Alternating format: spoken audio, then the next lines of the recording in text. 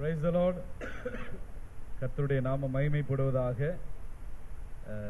அநேக ஆண்டுகளுக்கு பிறகு மறுபடியுமாக ஒரு சிலரை நான் அறிந்திருக்கிறேன் இல்லையா, சிலரை நான் பார்க்கிறது புதுசா இருக்கு. கர்த்தருடைய நாமம் மகிமைப்படுவதாக. கர்த்தர் இப்படிப்பட்ட ஒரு நல்ல ஒரு வாய்ப்பை எனக்கு கொடுத்ததுக்காக நான் கர்த்தரை ஸ்தோத்திரம் பண்ணுகிறேன். இந்த வாய்ப்புக்கு இல்லையா காரணமாக இருந்ததான பாஸ்டர் சாலமன் லிவிங் அவர்களுக்கும் திருச்சபையில் இருக்கிற ஒவ்வொரு தேவ பிள்ளைகளுக்கும் கர்த்தருடைய நாமம் மகிமைப்படுவதாக. ஆமென். ஜெபிக்கலாமா? கண்களை மூடி நாம் ஜெபிப்போம். அன்பின் பிதாவே, நீர் எங்களிடத்தில் பேசும்படியாக நாங்கள் எங்களை ஒப்புக் கொடுக்கிறோம். ஆண்டவரே, நீர் பேசினீர் என்று சொன்னால் அது மிகவும் மிகவும் நலமாய் இருக்கும். ஆண்டவரே, சபைகளுக்காகவே பேசுகிறவர் நீர் அப்பா. திருச்சபைகளுக்கு நீர் பேசுகிறீர். இந்த நாளில் எங்க சபைக்கும் நீர் பேசும்படியாக நாங்கள் கெஞ்சுகிறோம். ஆண்டவரே, எங்களுடைய ஆராதனையில் மகிமைப்பட்ட தெய்வம் ஆண்டவரே, இந்த நாளில் அப்பா ஆண்டவரே உடைய வார்த்தையிலும் ஆண்டவரே எங்களுக்கு வந்து எங்களை மகிமைப்படுத்தும்படியாக நாங்கள் ஜெபிக்கிறோம். உம்முடைய அன்பின் கரத்தில் வைத்து தாழ்த்து ஜெபிக்கிறோம். இயேசுவின் மூலம் கேட்கிறோம் பிதாவே. ஆமென். ஹல்லேலூயா. மத்தேயு 19ஆம் அதிகாரம் 26வது வசனம் எடுத்தவங்க வாசிங்க. மத்தேயு 19:26.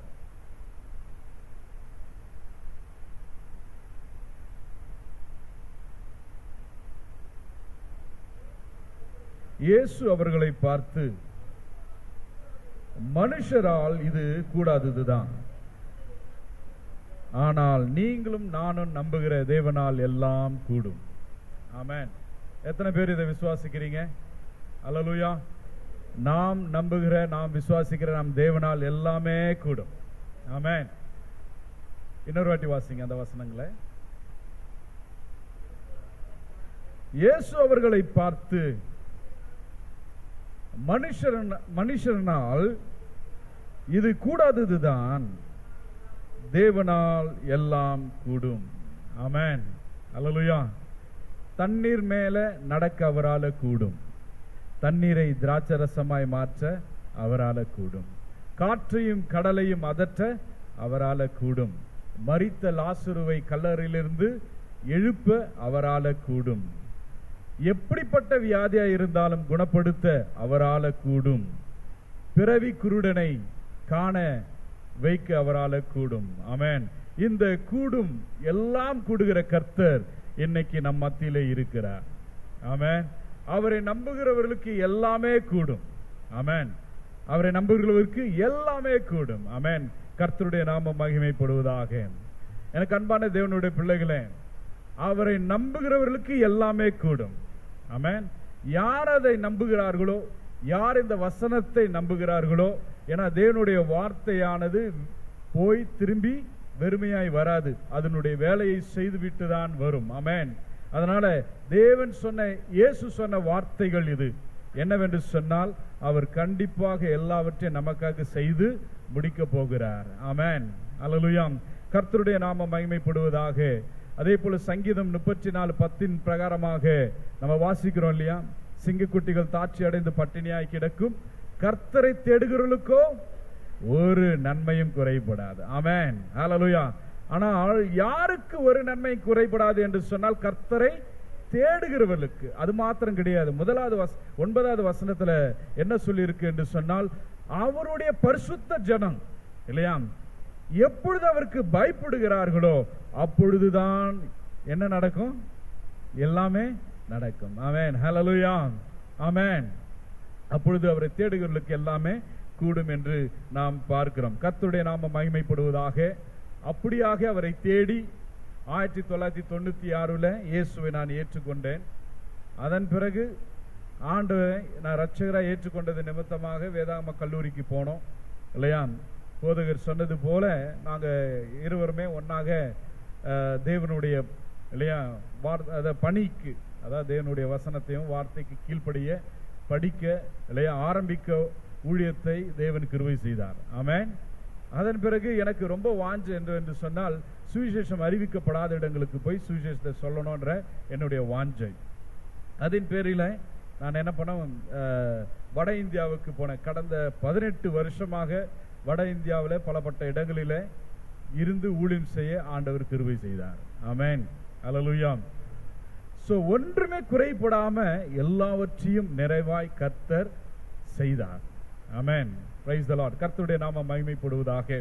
எனக்கு அன்பான தேவனுடைய பிள்ளைகளே, நம்மை ஆண்டவர் அழைத்து நம்ம ஆண்டவர் இந்த இடத்துல வைத்திருக்கிறதுக்கு காரணம் என்னவென்று சொன்னால், முக்கியமாய் என்ன என்று சொன்னால், இந்த உலகத்தில் நம்மை ஆண்டவர் சம்பூர்ணமாய் மாற்ற வேண்டும் என்று விரும்புகிறார். ஆமென், அல்லேலூயா. இன்னைக்கு நான் பேச போகிற காரியம் சம்பூர்ணமாய் நம்மளை மாற்றுகிற கர்த்தர். ஆமென். நாம் ஒரு வேதத்தில் பார்க்கும்போது ஏசாயா சொல்லுறது போல நாம் ஒரு மண்ணாக இருக்கிறோம் இல்லையா? மண், வெறும் மண்ணு தான். மண்ணு ஒண்ணுமே செய்ய முடியாது. மண்ணுக்கு எந்த ஒரு வல்லமையும் கிடையாது. மண்ணால ஒண்ணுமே கிடையாது. ஜஸ்ட் மண்ணா தான் இருக்கும். அது டஸ்ட் இல்லையா? பவுல் சொல்றாரு டஸ்ட் இல்லையா? சோ மண்ணை ஆண்டவர் என்ன பண்றாருன்னா, அந்த உலகத்துல உங்களையும் என்னையும் உருவாக்க விரும்புகிறார். ஆமென். உடைக்கப்பட்ட மண் தான் இல்லையா? நொறுங்கப்பட்ட மண் தான், மிதிக்கப்பட்ட மண் தான் கர்த்தர் ஒரு அழகான பாத்திரமாய் உருவாக்க விரும்புகிறார். ஆமென். அதற்காக அவர் செயல்படுகிற ஆலயம், அதற்காக அவர் செயல்படுகிற இடம் எது என்று சொன்னால் தேவனுடைய திருச்சபை. ஆமென், அல்லேலூயா. அவர் வசனத்தின் வழியாக, தன் வார்த்தையின் வழியாக அவர் அனுதினமும் நம்மிடத்துல அழகாக உருவாக்க விரும்புகிறார். ஆமென். நீங்க எப்படிப்பட்ட பாத்திரமா இங்க உட்கார்ந்துட்டு இருக்கீங்கன்னு எனக்கு தெரியல. ஆனால் ஆண்டவர் சொல்லுகிறார், நம்மை அழகான ஒரு பாத்திரமாய், விலை மதிக்க கூடியதான பாத்திரமாய், விலை போகிற பாத்திரமாக, அநேகரால மெச்சிக்கொள்ளுகிற பாத்திரமாக, அநேகரால மகிமைப்படுத்துகிற பாத்திரமா தேவன் நம்மை மகிமைப்படுத்த விரும்புகிறார். ஆமென், அல்லேலூயா, பிரைஸ் தி லார்ட். கர்த்தருடைய நாமம் மகிமைப்படுவதாக. எனக்கு அன்பான தேவனுடைய பிள்ளைகளே, ஆண்டவர் இன்றைக்கு நம்மை சம்பூர்ணமாய் ஆக்க விரும்புகிறார். ஆமென், அல்லேலூயா. எத்தனை பேர் நாம் சம்பூர்ணமாய் வாழணும்னு நினைக்கிறீங்க? ஆமென், அல்லேலூயா, பிரைஸ் தி லார்ட். கர்த்தருடைய நாமம் மகிமைப்படுவதாக. அதே மத்தேயு 19ஆம் அதிகாரத்தில் நம்ம வாசிச்சது போல 21வது வசனத்தை நாம் வாசிப்போம். மத்தேயு 19:21. அதற்கு இயேசு, நீ பூர்ண சர்க்குணராய் இருக்க விரும்பினால், ஹல்லேலூயா, ஹல்லேலூயா, ஹல்லேலூயா, நாம் ஆண்டவருக்குள்ளாக இப்படிப்பட்ட வாழ்க்கையில அழகாக ஆண்டவர் விரும்புகிற பாத்திரமாக நம்ம உருவாக்கப்பட வேண்டும். சர்க்குணமுள்ள பாத்திரமாக நம்ம மாறப்பட வேண்டும் என்று சொன்னால், ஆமென், இல்லையா? மாறப்பட வேண்டும் என்று சொன்னால் என்று இந்த இடத்துல சொல்லப்பட்டிருக்கிறது. ஆமென், கர்த்தருடைய நாமம் மகிமைப்படுவதாக. சோ நம்மளை சம்பூர்ணமான ஒரு பாத்திரமாக, அதாவது சம்பூர்ணமான ஒரு வாழ்க்கையாக, சம்பூர்ணமாய் நம்மை பர்ஃபெக்ட்டா நம்ம உருவாக்குவதற்காக, இல்லையா, ஆண்டவர் செய்யும்படியாக அவர் எதிர்பார்க்கிற காரியம் என்னவென்று சொன்னால் 3 விதமான கம்ப்ளீட்னஸ் நமக்கு இருக்கணும். ஆமென். 3 விதமான பர்ஃபெக்ட்னஸ் நமக்குள்ள இருக்க வேண்டும். 3 விதமான சம்பூர்ண குணங்கள் நமக்குள்ள இருக்க வேண்டும். அதுதான் இன்னைக்கு நான் உங்கள் மத்தியில பேச இருக்கிறேன். ஆமென், ஹல்லேலூயா. சோ அநேக ஆண்டுகளுக்கு பிறகு தமிழ பேசுறதுனால கொஞ்சம் அப்படியே இதுவா இருக்கும். பட் ஆனால் கர்த்தர் நல்லவர். ஆமென். மொழிக்கெல்லாம் மேற்பட்டதான ஆண்டவர் நம்ம இடத்துல பேசுவார். ஹல்லேலூயா. நான் நம்புறது ஒரு வசனம் ஒருவரை மாற்றியது, ஒரே ஒரு வாக்கியம் ஒருவரை மாற்றியது, ஒரே ஒரு ஸ்லோகன் ஒருவரை மாற்றியது, ஒரே ஒரு, இல்லையா, ஜபம், இல்லையா, ஒரு பெரிய ரிவைவல் ஸ்காட்லாண்ட்ல வந்தது, ஒரே ஒரு, இல்லையா, ஆண்டவர் ஒருவரை, இல்லையா, தமஸ்கு என்றதான வழியில மீட்பது நிமித்தமாக வாழ்க்கை புரட்டி போட்டது. ஆமென். சவுலானவர் பவுலாய் மாறிட்டார். ஒரே ஒரு காரியம்தான். ஆமென், கர்த்தருக்கு ஸ்தோத்திரம். எனக்கு 45 நிமிஷம் கொடுத்ததுனால கர்த்தர் அநேகமாய் பேசுவார் என்பதிலே சந்தேகமே இல்லை. ஆமென், பிரைஸ் தி லார்ட். சோ இந்த சம்பூர்ணமாய் நாம் மாற வேண்டும் என்று கர்த்தர் நம்மை விரும்புகிறார். ஆமென்.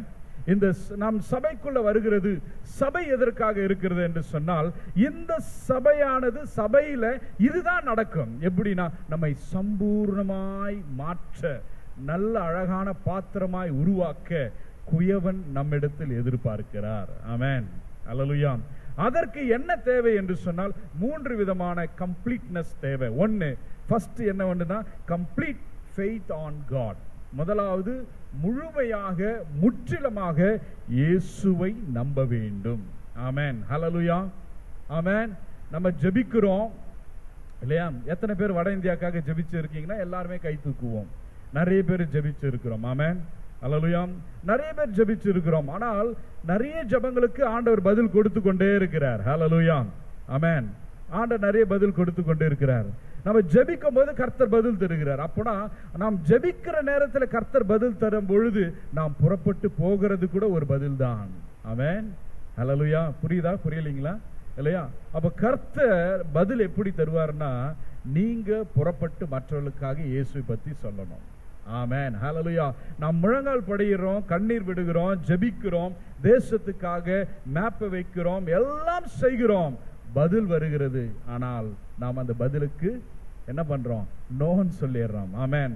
சொல்றோம் தேசம் சந்திக்கப்படவில்லை, சொல்றோம் இல்லையா, பக்கத்து வீட்டில் இருக்கவங்க ரட்சிக்கப்படவில்லை, சொல்லுகிறோம் என் பட்டணம் ரட்சிக்கப்படவில்லை என்று சொல்லி. ஆனால் கர்த்தர் ஆல்ரெடி பதிலை கொடுத்து கொண்டே இருக்கிறார். ஆமென், அல்லேலூயா, அல்லேலூயா. அதற்கு ஏன் என்ன காரணம் என்று சொன்னால், நமக்கு கம்ப்ளீட்டா ஒரு விசுவாசம் நமக்கு வேண்டும் என்று ஆண்டவர் விரும்புகிறார். அல்லேலூயா. விசுவாசம் என்று சொல்லும் பொழுது நாம் பழைய ஏற்பாட்டில் ஆபிரகாமை குறித்து நம்ம பார்க்க முடியும். புதிய ஏற்பாட்டில் யாரை பார்க்கலாம் அப்படின்னு சொன்னா, யாக்கோபின் புஸ்தகத்துல 1ஆம் அதிகாரம் 26வது வசனத்துல யாக்கோபிடத்திலிருந்து நம்ம கற்றுக்கொள்ள முடியும். என்னவென்று சொன்னால், நீங்க எடுத்தவங்க வாசிங்க. யாக்கோபு புஸ்தகம் 1:26.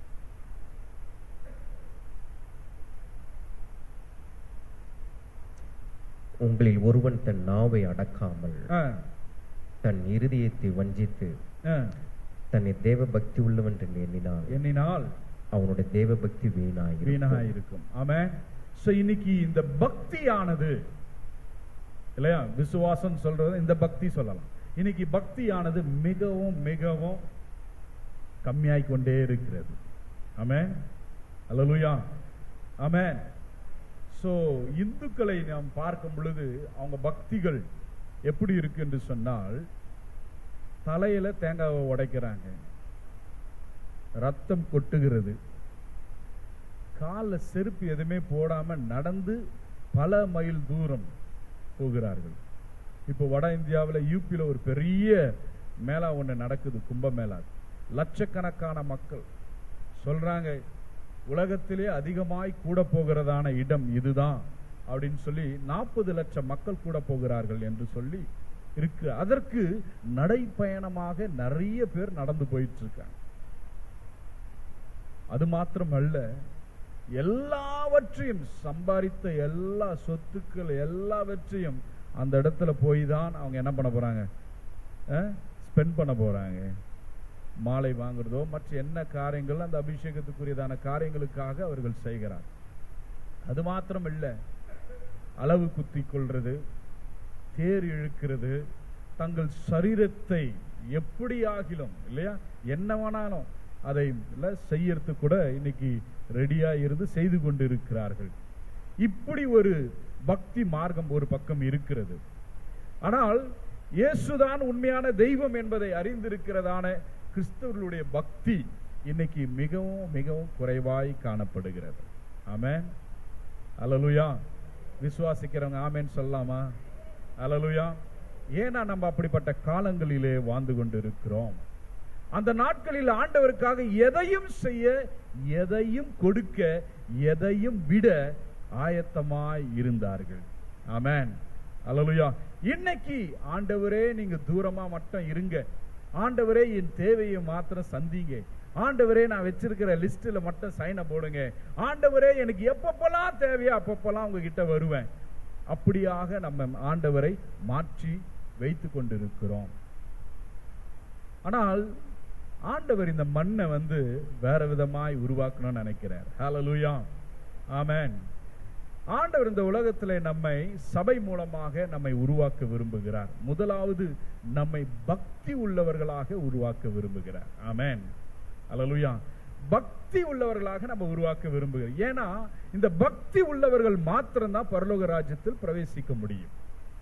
அவபக்திகள் பிரவேசிக்க முடியாது, அசுத்தமானவர்கள் பிரவேசிக்க முடியாது, தன் வாழ்க்கையும் தன் இஷ்டத்தின் பிரகாரமாய் செல்கிறவர்கள் பிரவேசிக்க முடியாது, தன்னுடைய இஷ்டத்துக்கு தேவனை தேடுகிறவர்கள் பிரவேசிக்க முடியாது, தனக்கு ஏதாவது கிடைக்கும் என்று அவரை அந்த நேரத்தில் மாத்திரம் அவரை தேடுகிறவர்களுக்கும் அந்த இடம் கிடையாது. ஆமென், ஹல்லேலூயா. அவர் விரும்புகிற காரியத்தை செய்கிற அந்த விசுவாசம் உள்ள சந்ததியை தேவன் தேடுகிறார். ஹல்லேலூயா, ஆமென், ஆமென். சோ நாம் விசுவாசத்தில் பக்தியில் மிக பூரண பக்தி உள்ளவர்களாக வாழ வேண்டும் என்று ஆண்டவர் எதிர்பார்க்கிறார். தேவ பிள்ளைகளே, ஆமென். எனக்கு அன்பான தேவனுடைய பிள்ளைகளே, கர்த்தர் எதிர்பார்க்கிறது கம்ப்ளீட் ஃபெய்த், அதாவது கம்ப்ளீட் பக்தி. ஆமென்.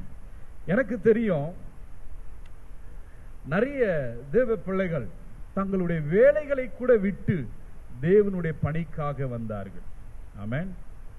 தங்களுடைய ப்ரொஃபஷனலை கூட விட்டு தேவனுடைய ராஜ்யத்தின் காரியத்திற்காக வந்தார்கள். வேதத்தில் பார்க்கிறோம். ரெண்டாவது காரியம் நான் உங்ககிட்ட அப்படியே கண்டினியூவா சொல்லிட்டு இருப்பேன்.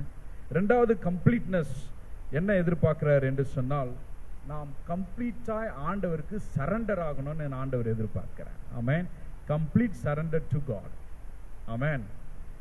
கம்ப்ளீட்டான பக்தி மாறிக்கொண்டிருக்கிற இந்த உலகத்துல ரெண்டாவது கம்ப்ளீட்டான சரண்டர். ஆமென். அர்ப்பணிப்பு உள்ள மனுஷியும் கர்த்தர் திருச்சபையில் உருவாக்க விரும்புகிறார், தேடுகிறார். ஆமென், ஹல்லேலூயா. எனக்கு அன்பான தேவனுடைய பிள்ளைகளே, நம்மை ஆண்டவர் எப்படி விரும்புகிறார் என்று சொன்னார், கம்ப்ளீட்டா நாம் சரண்டர் ஆகணும்னு சொல்லிட்டு தான் ஆண்டவர் நம்மை விரும்புகிறார்.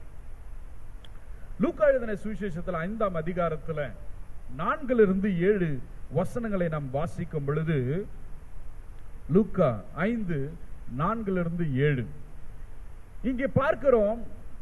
முதலாவது ஆண்டவராகிய இயேசு கிறிஸ்து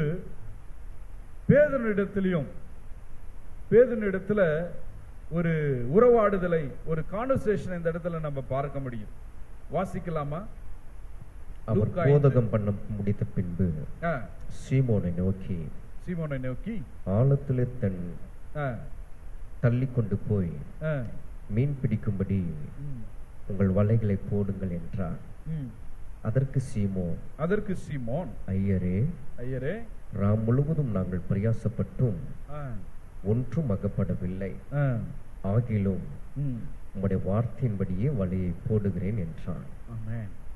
அந்தபடியே அவர்கள் செய்து தங்கள் வலைக்கு போகத்தக்கதாக மிகுதியான மீன்களை பிடித்தார்கள். அப்பொழுது மற்ற படவில் இருந்த கூட்டாளிகள் வந்து தங்களுக்கு உதவி செய்யும்படிக்கு செய்கை காட்டினார்கள். அவர்கள் வந்து 2 படவுகளும் அமிழத்தக்கதாக நிரப்பினார்கள். சீமோன் பேதுரு அதை கண்டு இயேசுவின் பாதத்தில் விழுந்து ஆண்டவரே, நான் பாவியான மனுஷன், நீரே என்னை விட்டு போக வேண்டும் என்றான்.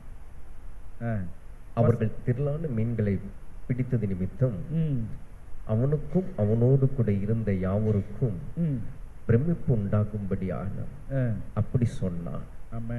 சீமோனின் கூட்டாளிகளான செபெதேயுவின் குமாரனாகிய யாக்கோபும் யோவான் அந்தபடியே பிரமித்தார்கள். அப்பொழுது இயேசு சீமோனை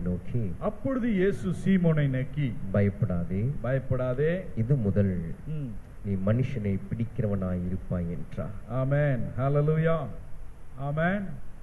இது முதல் யாரை நீ பிடிப்பாய்? பேதுரு ஒருவேளை இப்படியா நினைச்சிருக்கலாம். என்னுடைய கற்பனை தான். என்னன்னா, ஒன்றும் கிடையாது, என்னுடைய ப்ரொஃபஷனல் தான் மாறி இருக்கு. நான் மீனை பிடிச்சிட்டு இருந்தேன், இப்ப ஆண்டவர் என்ன பண்றாரு, ஏசப்பா என்ன சொல்றாரு, மனுஷர்களை பிடி அப்படின்றார். மீனை பிடிக்க வலைய போட்டு அவர் பேச்சை கேட்டதுனால வலையை கிழியத்தக்கதாக மீன் கிடைச்சது இல்ல. மனுஷனே அப்படிதான், அவர் நம்ம கூட இருக்கும்போது அவர் சொல்ற பிரகாரம் செய்யும் பொழுது ஆயிரக்கணக்கான லட்சக்கணக்கான மனிதர்களை பிடிச்சிட்டு சிங்காசனம் ஆண்டவருக்கு இயேசுக்கு வந்துடும். அதுல நம்ம எல்லாம் எம்பிஸ் ஆகி உட்கார்ந்துடலாம் அப்படின்ற ஒரு எண்ணம் பேதுருவுக்கு இருந்தது. ஆமென் இல்லையா? ஆனால் அதை கூப்பிடுறதுக்கு முன்னாடி ஒரு காரியம் என்னவென்று சொன்னால், அவன் நான் பாவி, என்னை விட்டு என்ன பண்ணுங்க, விலகி போங்க ஆண்டவரே அப்படின்னு சொல்றான்.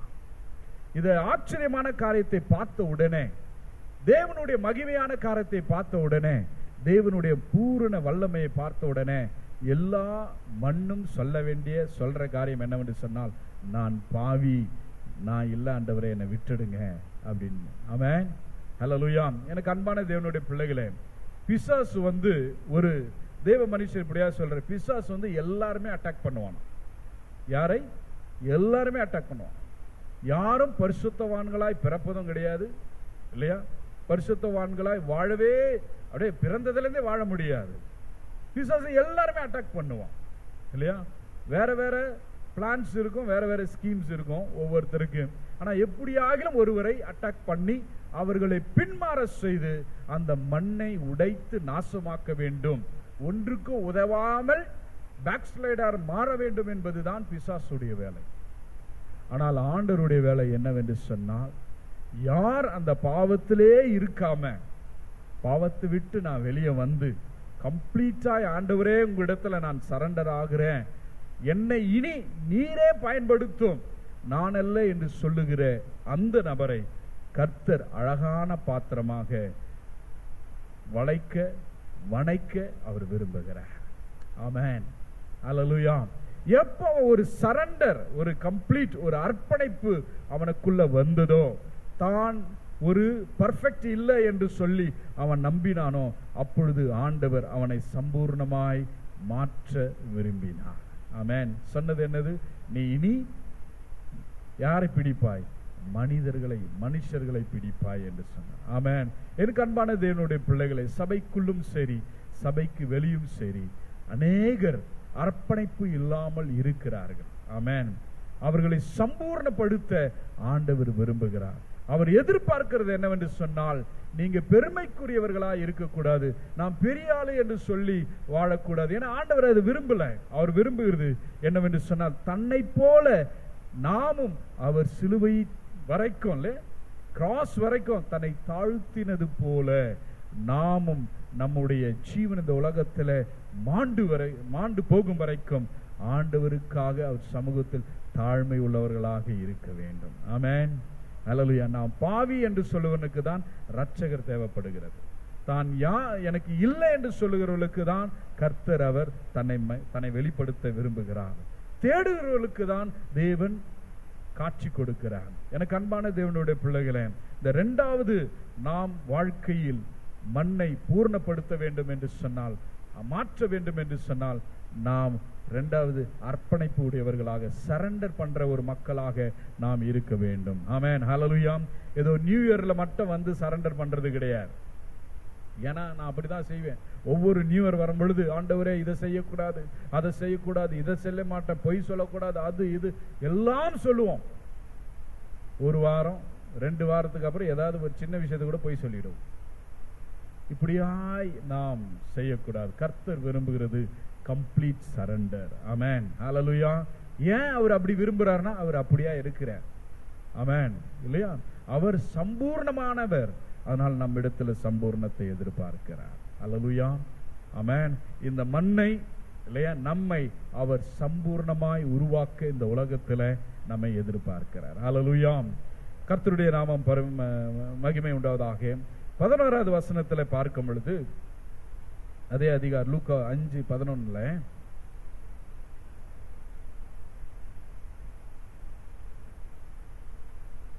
வாசிங்க.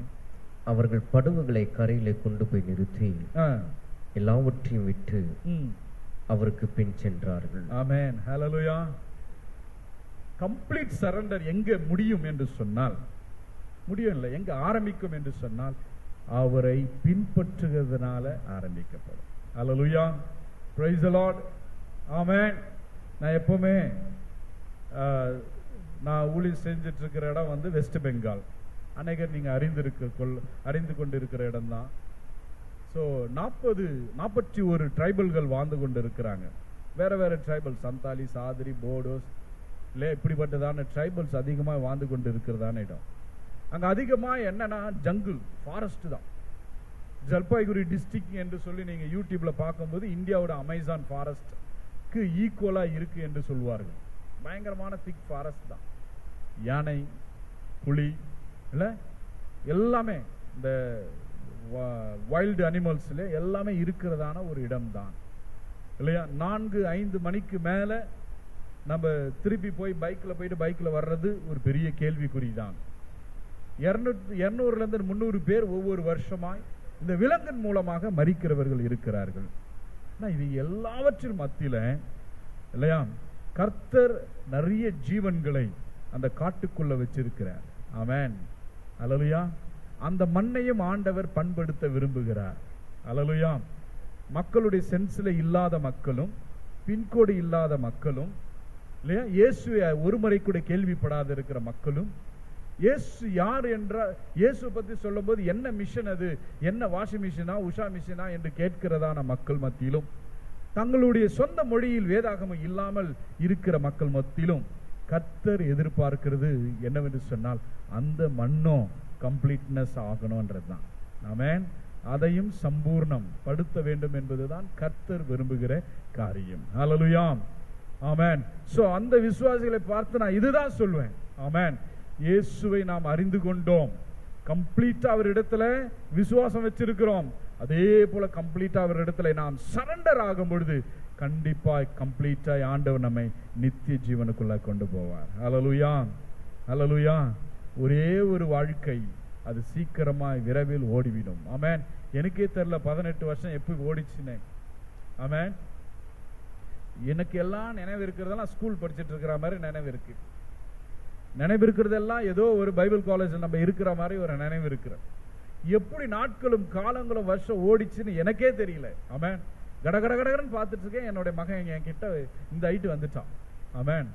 நாங்க அங்க இருக்கிறதான திக்கற்ற அநாத பிள்ளைகள், குட்டி பிள்ளைங்களை நாங்க வைத்து நடத்துகிறோம். 32 பிள்ளைங்க இருக்கிறாங்க. அவங்க வரும்போதெல்லாம் எல்லாம் பெண் பிள்ளைங்க தான். ஏன்னா அங்க சைல்ட் டிராபிகிங் அதிகமா நடக்கும். 20,000 ரூபாய்க்கெல்லாம் குழந்தைங்களை விற்கிறாங்க. ரொம்ப ஒரு மோசமான ஒரு நிலைமை தான். 13 வயசு 12 வயசுல திருமணம் ஆகும். 20 வயசுக்கு மேலதான் அவங்களுக்கு வாழ்க்கை என்னன்றத அறிவு வரும். அதுக்குள்ள 2-3 குழந்தைங்க வந்துருவாங்க. அந்த பையனா இருந்தா எப்படியாவது எங்கேயாவது போய் அவன் என்ன பண்றான், பிழைச்சுப்பான். பெண்கள் என்னவா இருக்குன்னா அங்கங்க வீடுகளா போய் திரிஞ்சிட்டு இருப்பாங்க. இல்லைன்னா வேறு தவறான வழிகளில் போய் அந்த கிராமத்தில் அவங்கள தவறான வழிகளில் பயன்படுத்தி, ஏன்னா எல்லா கிராமத்திலும் எல்லா வீட்டிலும் லிக்கர்ஸ் இருக்கும், குடி எல்லாமே இருக்கிறதுனால அவங்கள சின்னவனமா ஆகிடும். ஸோ குட்டி குட்டி குழந்தைங்க தான் இல்லையா, 2 வயசுலேருந்து 3 வயசுலேருந்து இப்படிதான் வந்தாங்க. ஒரு 4-5 வருஷத்துக்குள்ள பாக்குறேன் கடகடகடகரம் என் ஹைட்ல வந்துட்டு, பப்பா நான் உங்க ஹைட்ல இருக்கிறேன்ட்டு என் எதிர்க்கே வந்து இங்க பாருங்க உங்க ஹைட்ல வந்துட்டேன்னு சொல்லுவான் இல்லையா. அதெல்லாம் பார்க்கும்போது எனக்கு ஒரே ஆச்சரியமா இருக்கும் இல்லையா. சோ கர்த்தர் என்ன பண்றாரு, எல்லா மண்ணையும் பண்படுத்த விரும்புகிறார், எல்லா மண்ணையும் தயார்படுத்த விரும்புகிறார். ஆனா அவர் எதிர்பார்க்கிறது என்னவென்று சொன்னால் ஒரு கம்ப்ளீட் சரண்டர் வேணும். ஆமென், ஹல்லேலூயா, ஆமென், ஹல்லேலூயா. எனக்கு அன்பான தேவனுடைய பிள்ளைகளை, இந்த வார்த்தைகளை கேட்டுக்கொண்டிருக்கிற உங்களுக்கு ஆண்டவர் சொல்லுகிறார், இந்த வருஷத்துல உங்களையும் என்னையும் சம்பூர்ணமாய் உருவாக்க விரும்புகிறார். ஹல்லேலூயா, ஆமென். வீடு இல்லாதவர்களுக்கு வீடு தருவது மாத்திரம் அவருடைய வேலை கிடையாது இல்லையா. வீடு கட்டாம இருக்கிறவங்களுக்கு வீடு கட்டி கொடுக்கிறது மாத்திரம் அவருடைய வேலை. அதெல்லாம் செய்வார். வேலை இல்லாதவங்களுக்கு வேலை தருவது மாத்திரம் அல்ல, அதை காட்டிலும் ஒரு சம்பூர்ணத்தை உங்களிடத்திலும் என்னிடத்திலும் ஆண்டவர் எதிர்பார்க்கிறது. நீங்களும் நானும் ரட்சிக்கப்பட வேண்டும். நீங்களும் நானும் நரகத்துக்குள்ள போகக்கூடாது. நீங்களும் நானும் எல்லாம் இருந்தாலும் எல்லாவற்றையும் அடைந்தாலும் பரலோக ராஜ்யத்தை அடையாமல் போனால் ஜீவ புஸ்தகத்தில் நாம் பேர் இல்லாமல் போனால் லாபம் என்ன? ஆமென். ஹல்லேலூயா. மூன்றாவது கம்ப்ளீட்னஸ் என்னவென்று சொன்னால், தேவ பணியை இந்த உலகத்தில் நீங்களும் நானும் செய்யும்படியாக அவர் விரும்புகிறார். ஆமென். ஹல்லேலூயா. நான் நிறைய நேரத்தில் இப்படியா நினைச்சேன், ஊழியர்னா பாஸ்டர் மட்டும் தான் செய்வாரு, ஊழியர்னா மிஷனரிகள் தான் போய் செய்யணும், ஊழியர்னா இப்படின்ட்டு. அப்படிலாம் இல்லை. ஊழியம் செய்யாமல் இருந்தால் ஐயோ, அது யாருக்கு என்று சொன்னால், இயேசுவை சொந்த இரட்சகராய் ஏற்றுக்கொண்டு அவருடைய இரத்தத்தால் தோய்க்கெடுக்கப்பட்ட எல்லாருக்கும் விழுந்த கடமை. ஆமென். ஹல்லேலூயா. ஆமென். யார் ஒருவர் தேவனுடைய பணியை, சுவிசேஷத்தை இல்லையா செய்யாமல் இருப்பார்களோ அவர்களுக்கு பரலோக ராஜ்யம், நித்திய வீடு இல்லை என்று ஆண்டவராக இயேசு கிறிஸ்து அழகாக சொல்லி இருக்கிறார். ஆமென். ஹல்லேலூயா. பாருங்க, வாசிச்ச 19வது வசனத்துல, மத்தேயு 19வது அதிகாரம் நான் ஏற்கனவே வாசிச்சேன். இங்கு ஒரு சம்பவத்தை நான் உங்களிடத்துல சொல்ல விரும்புகிறேன். இங்கு 16வது வசனத்துல நம்ம வாசிப்போம்.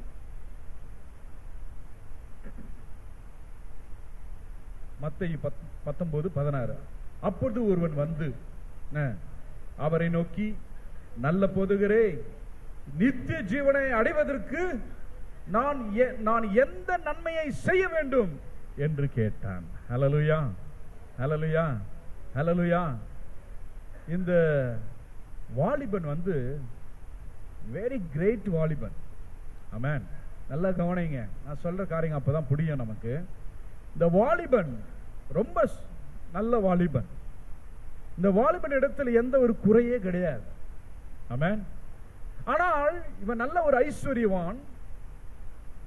இதை தொடர்ச்சியா வாசிக்கும் போது தேவனுடைய வார்த்தைக்கு கீழ்ப்படுகிறவன். நல்லா கவனிங்க. கற்பனைகள், பழைய ஏற்பாட்டின் கற்பனைகளை கைக்கொள்ளுகிறவன். தாயும் தகப்பனையும் கனம் பண்ண வேண்டும் என்று இயேசு சொல்லும் பொழுது அதை செய்தவன். காணிக்கை கொடுத்தவன், தசபாகம் கொடுத்தவன், ஆலயம் ரெகுலராய் போய் கொண்டிருந்தவன், தேவனை நன்றாக ஆராதித்தவன், துதித்தவன், பாடினவன், ஒருவேளை அவரை பற்றி பேசி இருக்கலாம். எல்லாம் செய்தவன்.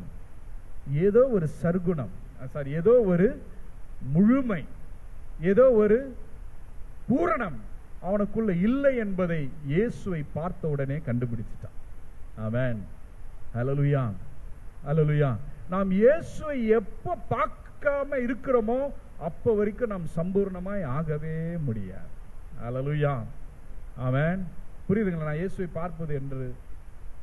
ஆனால்தான் நம்ம விசுவாசிகளை, இந்த ட்ரைபல் மக்களுக்கு நான் சொல்றது இதுதான், இயேசுவை ஒரே முறை ஒரு குடிகாரன் பார்த்துட்டா போதும். ஆமென். இயேசுவை ஒரே முறை ஒருவன் பார்த்துட்டா போதும். இயேசுவை ஒரே முறை இல்ல, அவருடைய தொடுதலை ஒரே முறை கண்டவன், ஓகே, தரிசித்தவன், அதாவது அவர் கிட்ட போனவன், அவர் பிரசன்னத்துல போனவன் மோசையா இருக்கலாம், அவர் சத்தத்தை கேட்டவன் ஆபிரகாமா இருக்கலாம், அவர் கூப்பிட்டதுக்கு பதில் கொடுத்த யோசேபாவா இருக்கலாம். யாரா இருந்தாலும் அந்த ஒரு டச், அந்த ஒரு பிரசன்ஸ், அந்த ஒரு அனுபவம் இல்லை என்று சொன்னால் அவன் சம்பூர்ணமாகவே மாற முடியாது. ஆமென். ஹல்லேலூயா. ஹல்லேலூயா. நான் இயேசுவை அவங்க கிட்ட சொல்றது இதுதான். உங்களுக்கு மொழியில பைபிள் இல்ல இல்லையா? ஆனா எங்களுக்கு பைபிள் இருக்கு.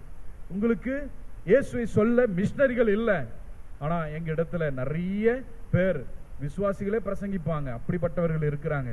உங்க இடத்துல அநேக குறைகள், குறைகள் இல்ல, அநேக ஆப்பர்ச்சுனிட்டிஸ் இல்லாம இருக்கிறது.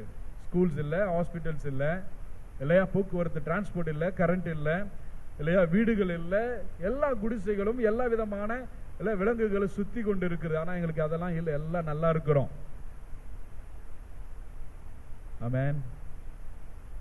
ஆனாலும் ஆமென், இயேசுவை கிட்ட வந்து பார்க்க, நஜ்ஜிக்கணும் ஹிந்தில, கிட்ட வந்து அவரை பார்க்கிற அனுபவம் நமக்கு இருக்கும் என்று சொன்னால், அவரை தொடுகிற அனுபவம் நமக்கு இருக்கும் என்று சொன்னார்.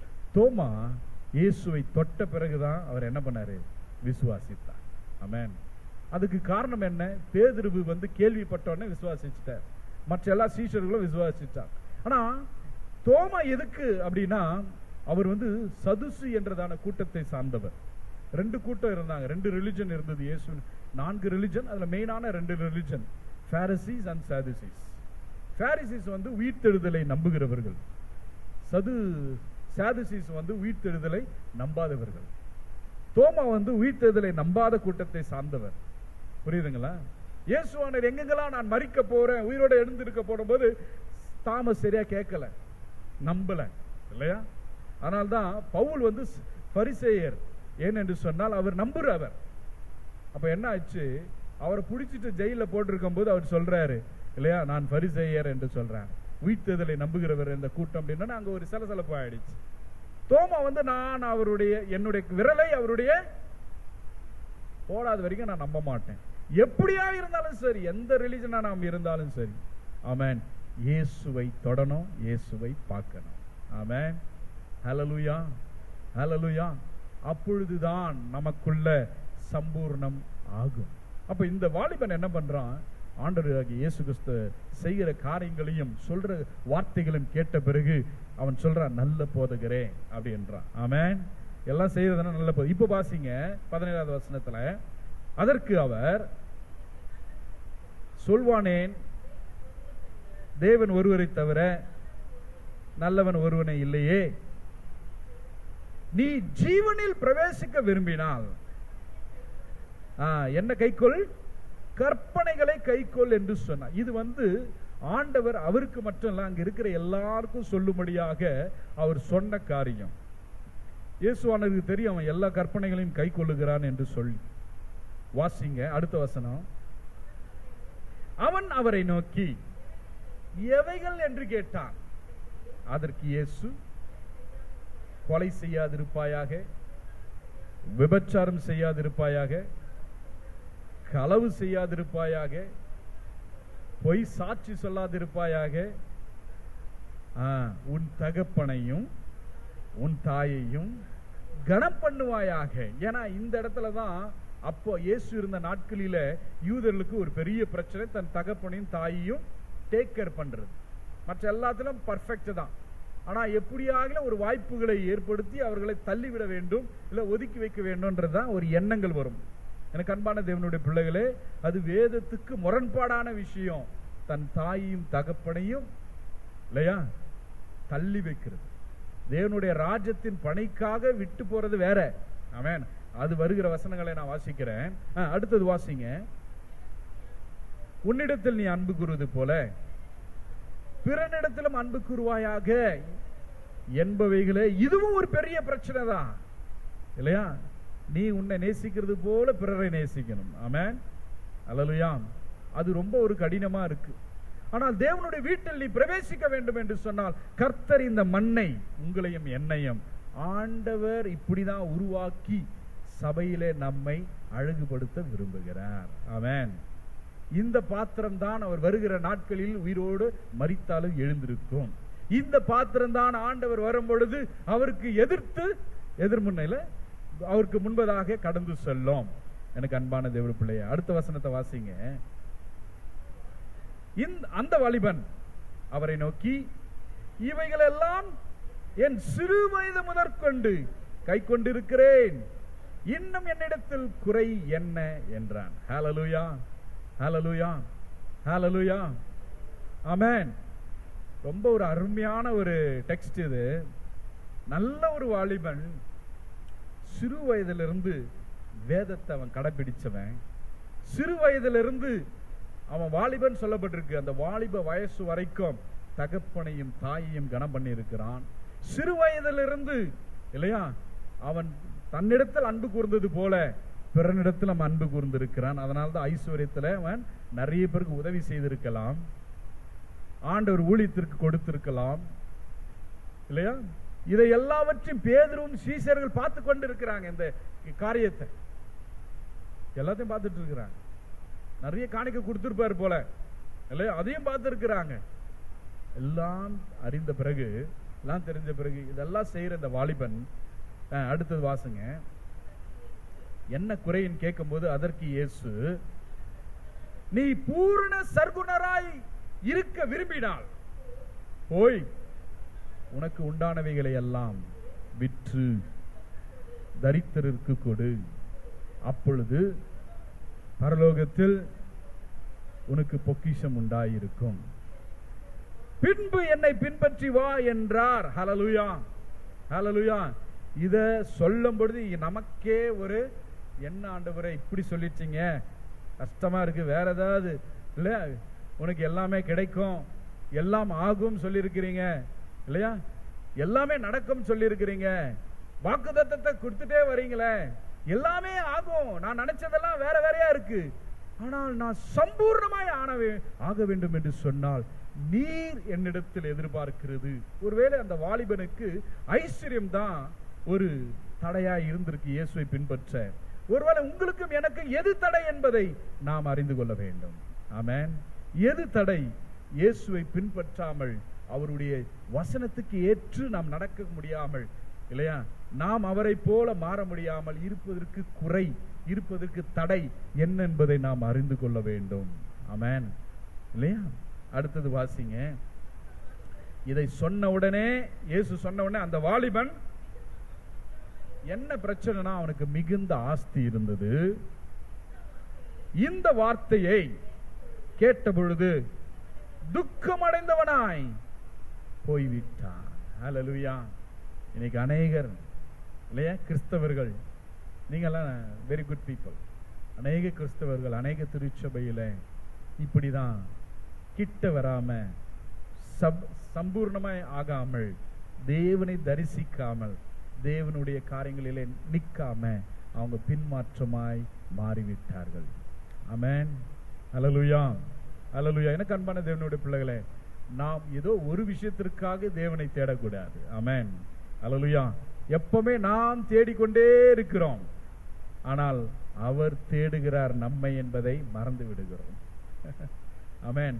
இந்த உலகத்திலே தேவையிலே பெரிய தேவை என்னவென்று சொன்னால் சுவிசேஷ தேவை. ஆமென். ஏன் தேவை கிடையாது, என் பண தேவை கிடையாது, என்னுடைய இந்த காரியங்கள் அந்த காரியங்கள் அதெல்லாம் தேவை கிடையாது. ஆண்டவருடைய தேவை, தேவனுடைய ராஜ்யம் இல்லையா, தேவனுடைய வீடு சீக்கிரமாய் வரப்போகிறது. அந்த வீட்டிற்குள்ள ஒருவரும் கெட்டு போகாமல் எல்லோரும் ரட்சிக்கப்படணும். அதுதான் 2 பேதுருவுல நம்ம வாசிக்கிறோம்ல, யாரும் கெட்டு போகாம எல்லாரும் ரட்சிக்கப்பட வேண்டியதுதான் பெரிய தேவை. ஆமென். ஹல்லேலூயா. அறுவடையோ மிகுதி, ஆட்களோ குறைவு என்று சொன்னார். ஆமென். எப்போ சொன்னாரு? 2000 வருஷத்துக்கு முன்னாடி சொன்னாரு. இன்னைக்கும் அந்த வசனத்தை நாம் பிரசங்கித்துக் கொண்டேதான் இருக்கிறோம். பிரச்சனை என்னவென்று சொன்னால், நாம் ஜெபித்துட்டு தான் இருக்கிறோம் தவிர ஜெபத்திற்குரிய பதில் வந்தாயிற்று என்று நாம் நினைப்பதில்லை. ஆமென். யாரோ ஒருவர் போவாங்க, யாரோ ஒருவர் செய்வாங்க, யாரோ ஒருவர் சுவிசேஷம் சொல்லுவாங்க, யாரோ ஒருவர் என்னுடைய நெய்பர் வீட்டுக்கு போவாங்க, யாரோ ஒருத்தர் போவாங்க, யாரோ ஒருத்தர் பட்டணத்தை சந்திப்பாங்க, யாரோ ஒருத்தர் ஏதோ செய்வாங்க, யாரோ பெரிய பாஸ்டர் வருவாரு, என்ன ப்ராஃபட்ஸ் வருவாரு, அது எல்லாம் நம்ம அப்படியே யோசிச்சுட்டு நின்றுட்டு இருக்கோம். ஆனால் ஆண்டவர் அதை விரும்பல. ஜெபிக்கிறவர்கள் புறப்பட்டு போக வேண்டும். ஆமென். ஹல்லேலூயா. ஏன்னா அவங்க ஜெபிக்கிறதுனா அவங்களுக்கு தான் பதில் தரார். ஹல்லேலூயா. ஆமென். தேசத்துக்காக ஜெபித்தேன், அறிந்தேன், நான் போனேன். ஆமென். எனக்கு அன்பான தேவனுடைய பிள்ளைகளே, இன்னைக்கு 23 இடத்துல ஆராதனைகள் நடந்து கொண்டிருக்கு. ஆமென். 7 திருச்சபைகள் கட்டப்பட்டிருக்கிறது. ஹல்லேலூயா. அது மட்டும் இல்லாம ஒவ்வொரு ஆண்டும் 20 to 25 வாலிபர்களை பயிற்றுவித்து மிஷனரிகளாக நாங்க அனுப்பி கொண்டு இருக்கிறோம். ஹல்லேலூயா. ஆச்சரியமான காரியம் என்னவென்று சொன்னால், என்னன்னா நம்ம சொல்லிட்டே வரேன், வசனங்களை படிச்சிருவோம், நேரம் நமக்கு கடந்து போகிறதுனால. 25வது வசனத்தை வாசிங்க. அவருடைய சீஷர்கள், பேதுரு எல்லாரும் சேர்ந்து இருக்கிறாங்க, அவருடைய சீஷர்கள் அதை கேட்டு மிகவும் ஆச்சரியப்பட்டார்கள். நல்லா கவனிங்க, எதை குறித்து அவர்கள் ஆச்சரியப்பட்டார்கள்? பேதுருவும் அவருடைய சீஷர்களும், இந்த வாலிபன் முதலாவது தேவனுடைய ராஜ்யத்தில் பிரவேசிப்பான் என்று நம்பி இருந்தார்கள். இவன் கிட்ட எல்லாமே இருந்தது என்று சொல்லி நம்பி இருந்தார்கள். இவன் கண்டிப்பா போயிடுவான், பரிசுத்தவான், பயங்கரமா பவர்ஃபுல்லா இருக்கிறான், இவன் போயிடுவான், வசனத்தெல்லாம் அறிஞ்சிருக்க, சிறு வயசுல இருந்து கடைபிடிச்சிருக்கிறான், இவன் கண்டிப்பா போயிடுவான் என்று சொல்லி நம்பிக்கொண்டு இருந்தார்கள். இவன் போக மாட்டான் என்பதை ஆண்டவருடைய கான்வர்சேஷன்ல இருந்து புரிஞ்சுக்கிட்ட பிறகு இவர்கள் அதை கேட்டு ஆச்சரியப்பட்டார்கள். ஆமென். ஆண்டவர் நடந்த தண்ணீர்ல நடந்தது கரிச்சு ஆச்சரியப்படல இல்லையா? தண்ணியை திராட்சை ரசமா மாற்றுறதை வச்சு பெரிய ஆச்சரியமா இல்லை. பேதுருவும் சீஷரும் பயங்கர ஆச்சரியப்பட்டார்கள். என்னன்னா இதுதான். வாசிங்க. அப்படியானால் யாரு தான் ரட்சிக்கப்படக்கூடும்? ஹல்லேலூயா, ஆமென். இப்பதான் நம்ம கரெக்டான பர்ஃபெக்டான ஒரு வெசலா மாறுறதுக்கு வந்திருக்கிறோம். ஆமென், ஹல்லேலூயா. ஒன்னொன்னா ஆண்டவர் கம்ப்ளீட்டா நம்ம உருவாக்கி கொண்டிருக்கிறார். ஒன்னு விசுவாசம், இன்னொன்னு அர்ப்பணிப்பு, கடைசியில என்னது? நம்ம ஆண்டவர் அவருடைய திருப்பணியின் மூலமாக தான் நம்மளை கம்ப்ளீட் பண்ண முடியும். ஹல்லேலூயா, ஆமென். சுவிசேஷம் தான் ஒருவனை ரட்சிக்கும் என்பதற்கு இங்கு இயேசுவானவர் சொல்லுகிற பதில் பாருங்க. 26ல இயேசு அவர்களை பார்த்து, கண்டிப்பா எந்த ஒரு மனுஷனால செய்யவே முடியாதுப்பா. ஆமென், ஹல்லேலூயா, ஹல்லேலூயா. எந்த மனுஷனால செய்ய முடியாது. நீ கற்பனைகளை கை கொண்டிருந்தா, தாயின் தகப்பனை கனம் பண்ணியிருந்தா, எது செய்தால், கொலை செய்யாமல் இருந்தாலும், விபச்சாரம் செய்யாமல் இருந்தாலும், வேசித்தனம் செய்யாமல், பொய் சொல்லாம, பொய் சாட்சி இல்லாமல், எது இருந்தாலும் எந்த மனுஷனால முடியவே முடியாது. ஆமென். வாசிங்க. தேவனால எல்லாம் கூடும் என்றார். ஆமென், ஹல்லேலூயா. யாரால கூடும்? தேவனால கூடும். எப்படி கூடும் பாருங்க. வாசிங்க 27வது வசனம். அப்பொழுது பேதுரு அவரை நோக்கி, இதோ நாங்கள் எல்லாவற்றையும் விட்டு. நல்ல கேள்விதான். ஏசப்பா என்ன சொல்றீங்க? எல்லாத்தையும் விட்டு உங்களை பின்தொடர்ந்து வந்தோமே. வீட்டை விட்டோம், நாட்டை விட்டோம், ஐஸ்வர்யத்தை விட்டோம், அந்தஸ்தை விட்டோம், எல்லாவற்றையும் விட்டோம். ஏன் விற்றோம்? கூட வித்துட்டோம்ல, விற்றோம், எல்லாம் செய்தோம். எல்லாம் செஞ்சு எதுக்கு உங்களை பின்பற்றி வந்தோம்? ஆனா பேதுரு என்ன எதுக்கு பின்பற்றி வந்தார்? பேதுருக்கு தெரியும். ஆமென், இல்லையா? நிறைய மீன் கிடைச்சது, நிறைய என்ன கிடைக்கும்? மக்கள் கிடைப்பாங்க, அப்புறம் சிங்காசனத்துல உட்கார்ந்துட வேண்டியதுதான் அப்படின்றதான தோற்றங்கள் தான். எங்க பார்த்தாலும் இயேசுவான பேசும்போது எல்லாம் இல்ல நடக்காது, நாங்க கத்தி எடுத்துட்டு வந்து என்ன பண்ணிடுவோம்? சண்டை போட்டு உங்களை காப்பாற்றுவோம், நீ யூதருடைய ராஜா, ஆளுகை செய்கிறவர் அப்படின்ற ஒரு எண்ணங்கள் இருந்துட்டே இருந்தது இயேசுவானவர் சிலுவை ஏறும் வரைக்கும். அதன் பிறகு டோட்டலா மாறிடுச்சு, புரிஞ்சு போயிட்டாங்க. ஆமென், ஹல்லேலூயா, ஆமென். கடைசியா வாசிங்க. அப்பொழுது பின்பற்றி வந்தோம், எங்களுக்கு என்ன கிடைக்கும்?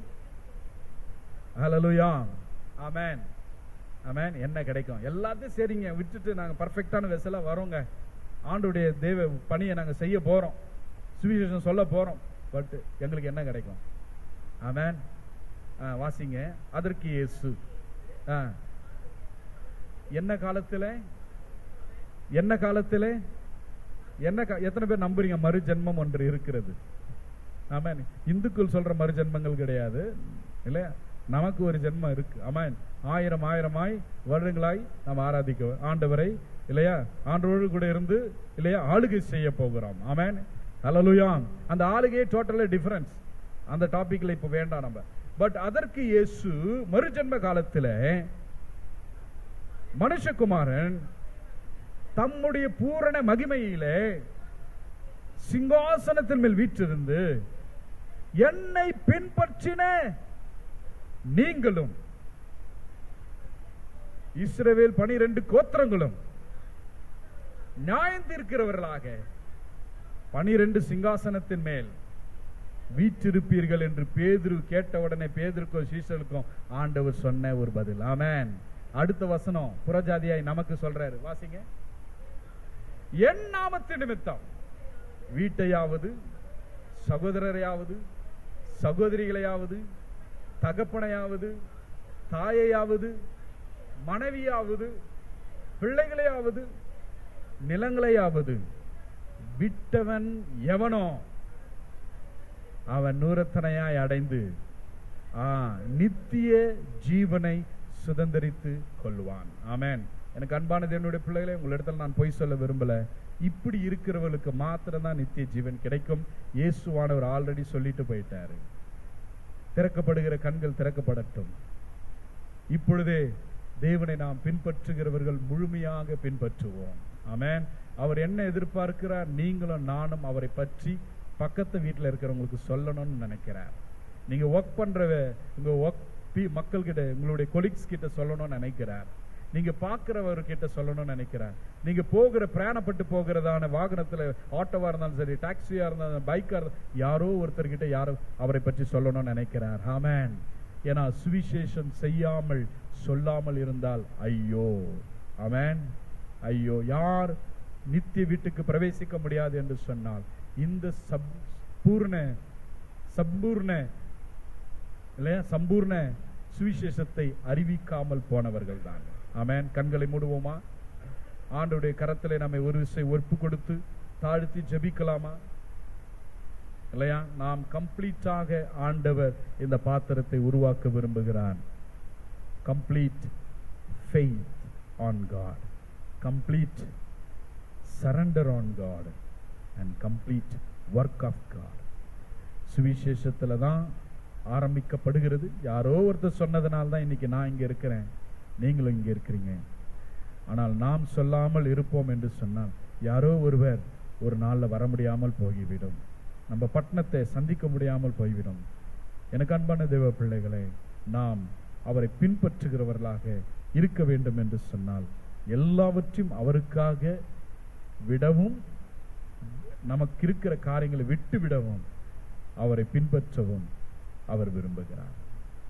கர்த்தருடைய ஆவியானவர் இந்த ஆராதனை முழுவதுமாக ஒவ்வொரு பகுதியும் தம்முடைய மகிமையான பிரசன்னத்திற்குள்ளாக கர்த்தர் இந்த ஆராதனையிலே கர்த்தர் நம்மை நடத்தினபடியினால் நம்ம எல்லாரும் நம்முடைய கரங்களை தட்டி பரலோக தேவனுக்கு மனதார மகிழ்ச்சியோடு கர்த்தருக்கு நாம் ஸ்தோத்திரங்களினாலே கர்த்தரை மகிமைப்படுத்துவோம். Glory to God. இந்த நாளிலே இந்த ஆராதனைக்கு முதல் முறையாக இந்த எம்எல்டி குடும்பத்துல, இந்த எம்எல்டி சபையில இந்த ஆராதனையில் பங்கெடுத்துப்பீர்கள் என்றார் திருச்சபை உங்களை வாழ்த்துகிறது. தொடர்ந்து நீங்கள் இந்த ஊழியத்திலே எங்களோடு இணைந்து இந்த சபை ஆராதனை நீங்கள் கலந்து கொள்ளும்படி உங்களை அன்போடு கூட நான் கேட்கிறேன். கர்த்தர் உங்களை அதிகமாக ஆசீர்வதிப்பாராக. நம் கண்களை மூடி நாம் ஜெபிப்போம். பரலோக பிதாவே, மகிமையான இந்த ஆராதனை வேலைக்காக நாங்கள் நன்றியோடு உம்மை ஸ்தோத்திரிக்கிறோம். எங்கள் தேவனாகிய கர்த்தர் எங்கள் மத்தியிலே எழுந்தருளினவராய் ஒவ்வொரு பகுதி நீராவிக்குள்ளாக உம்முடைய மகிமையான உம்முடைய பிரசன்னத்திற்குள் ஒவ்வொரு பகுதி நீர் எங்களை நடத்தினபடியால் உமக்கு ஸ்தோத்திரம். பாடல் வேளையிலே எங்கள் மத்தியிலே இடைப்பற்றி, காணிக்கை வேளையிலே கர்த்தர் நீர் மகிமை பற்றி, உம்முடைய வார்த்தை கொண்டு கர்த்தர் நீர் எங்களோடு கூட பேசினதற்காய் ஸ்தோத்திரம். இந்த நாட்களில் நாங்கள் பூரணராக்க வேண்டும் என்று நீர் விரும்புகிறீர். அதற்கு நீர் உருவாக்குகிறவராக இருக்கிறீர். நீர் எங்களிடத்தில் எதிர்பார்க்கிற, நாங்கள் செய்ய வேண்டும் என்று நீர் நினைத்த உம்முடைய வார்த்தைகளை நீர் எங்களுக்கு காண்பித்து நாங்கள் நன்றி செலுத்துகிறோம். கேட்டவைகளாக இருந்தாலும், தெரிந்தவைகளாக இருந்தாலும், இவைகளை நாங்கள் அறிந்தவைகளாக இருந்தாலும், இந்த ஆண்டு வருஷத்தினுடைய தொடக்கத்தில் நாங்கள் பூரணராக்கும்படி எங்களை நீர் இதோ சுவாமி உம்முடைய வார்த்தை நீர் எங்களுக்கு நினைவுபடுத்தினபடியால் உமக்கு ஸ்தோத்திரம். இந்த கடைசி நாட்களில் விசுவாசம் என்னும் பக்தி எங்களுக்குள்ளாக உண்டாகட்டும். பூர்ணமான ஒரு அர்ப்பணிப்பு எங்களுக்குள்ளாக உண்டாகட்டும். பூர்ணமான ஆண்டவரே உம்முடைய சித்தத்தை செய்கிறவர்களாக, உம்முடைய சுவிசேஷத்தை அறிவிக்கிறவர்களாய் நீர் எங்களை மாற்றும். நீர் எங்களுக்கு கிருபையாய் கொடுத்திருக்கிற இந்த ஆண்டுக்காக, இந்த நாட்களுக்காக, இந்த சமயங்களுக்காக நாங்கள் நன்றி செலுத்துகிறோம். எங்கள் ஒவ்வொருவரையும் கர்த்தர் பயன்படுத்துவீராக. எல்லாவற்றையும் உடைய கரத்தில் ஒப்பு கொடுக்கிறோம். வந்த உடைய கர்த்தருடைய பிள்ளைகள் ஒவ்வொருவரையும் ஆசீர்வதித்து சமாதானத்தோடு கூட கர்த்தர் அனுப்புவீராக. இந்த நாளில் உடைய வார்த்தையை எங்கள் நடுவில் பகிர்ந்து கொடுத்து தேவதாசன் உடைய கரத்தில் ஒப்பு கொடுக்கிறோம். அவரையும் அவருடைய குடும்பத்தையும் ஊழியங்களையும் கர்த்தர் நீர் ஆசீர்வதிப்பீராக. தொடர்ந்து எல்லாவற்றையும் உம்முடைய கரத்தில் ஒப்பு கொடுக்கிறோம். பெரிய காரியங்களை செய்யுங்க. உடைய மக்கள் புறப்பட்டு போகிறார்கள். கர்த்தருடைய சமூகம் முன்னாக கடந்து போகட்டும். சுகமாய், பத்திரமாய், பாதுகாப்பாய் தங்கள் இல்லங்களில் போய் சேருவார்களாக. எல்லாவற்றும் உடைய கரத்திலே நாங்கள் ஒப்பு கொடுக்கிறோம். இரட்சகர் இயேசுவின் நாமத்தில் இந்த துதி ஆராதனை ஏறெடுக்கிறோம். இந்த பரிசுத்த ஆராதனை ஏறெடுக்கிறோம் நல்ல பிதாவே, ஆமே. நம்முடைய பிதாவாகிய தேவனுடைய அன்பும் கர்த்தராகிய இயேசு கிறிஸ்துவினுடைய கிருபையும் பரிசுத்த ஆவியானவருடைய அன்யுனைக்கமும் என்றும் என்றும் சதா காலம் நம் அனைவரோடு கூட என்றும் தங்கியிருப்பதாக. ஆமே. கர்த்தர் உங்களை ஆசீர்வதித்து உங்களை காக்க கடவர். கர்த்தர் தம்முடைய முகத்தை உங்கள் மேல் பிரகாசிக்க பண்ணி உங்கள் மேல் கிருபையாயிருக்க கடவர். கர்த்தர் தம்முடைய முகத்தை உங்கள் மேல் பிரசன்னமாக்கி உங்களுக்கு சமாதானம் கட்டளிட கடவர். என் ஆத்துமாவே கர்த்தரை ஸ்தோத்திரி, என் முழு உள்ளமையோட பரிசுத்த நாமத்தை ஸ்தோத்திரி. என் ஆத்துமாவே கர்த்தரை ஸ்தோத்திரி, கர்த்தர் செய்த சகல உபகாரங்களையும் மறவாதே. ஆமென், ஆமென், ஆமென். கர்த்தர் ஒவ்வொருவரையும் ஆசீர்வதிப்பாராக. ஒவ்வொருவருக்கும் சக்தி